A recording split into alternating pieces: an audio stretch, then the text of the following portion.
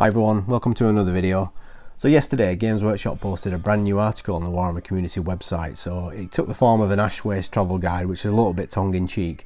But along with this travel guide we also got a brand new video hosted by Mark Bedford and Rob Crouchley, and in this video they actually gave us quite a lot of information on Ash Waste and some of the stuff we might expect, along with some brand new concept art, some pictures of minis that we might not have seen before, and there was even a little bit of a teaser for the squats as well, which we'll talk about shortly. I'll leave a link in the description below so you can take a look at the article and watch the video. But they started off talking about how they've covered the stuff about fighting in the hives, and they've teased things like the Sump Seas and the Hive Selene space station, but they wanted to discuss like the massive potential for Ash Waste, and how, because it's so massive and they've got these maps that they've been drawing, they've just got such a large playing field to explore. Everything from all the different things that can be discovered, like refueling stops and abandoned settlements, to things like the changing seasons and the environments.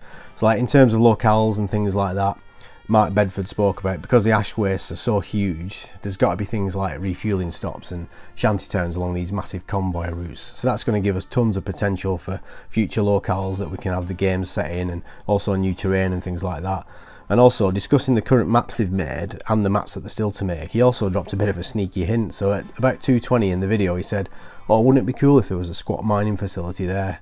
So does that mean we're going to be seeing more squats like Grendelson in Necromunda, or is it going to tie in with Leagues of Votann? Is there going to be a bit of a crossover?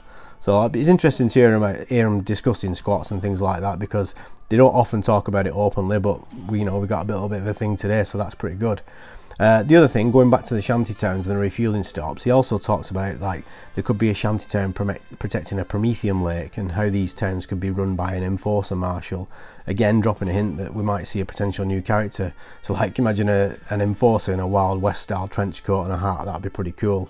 Rob Crouchley then went on to talk about what we can expect from the environments and the seasons on Necromunda. So there are apparently two main seasons on Necromunda. We've got the Season of Flame and the Season of Ash. So apparently the Season of Flame is the safest, even though the planet's heating up and there's firestorms everywhere. And then they've got the Season of Ash, which is just apparently one big massive storm that's covering the planet, and you can only get other things like random storms pop up as well as ash clouds and acid rain and all sorts of other things, as well as the constant threat of radiation.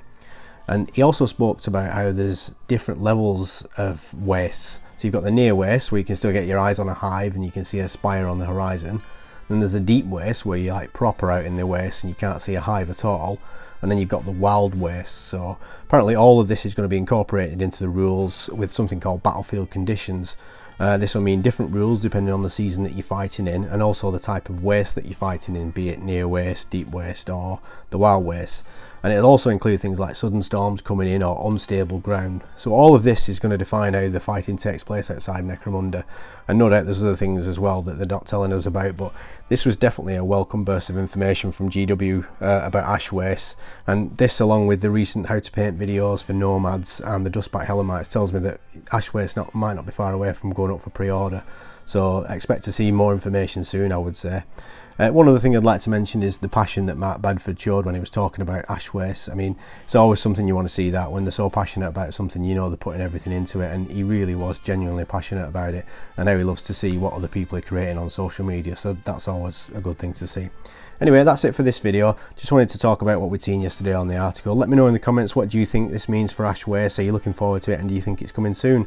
If you enjoyed this video, remember to give it a thumbs up to let me know you've enjoyed it, and if you didn't enjoy it, just leave me a comment, let me know what you didn't like. Also, if you're not subscribed, please consider subscribing so you don't miss out on any future videos.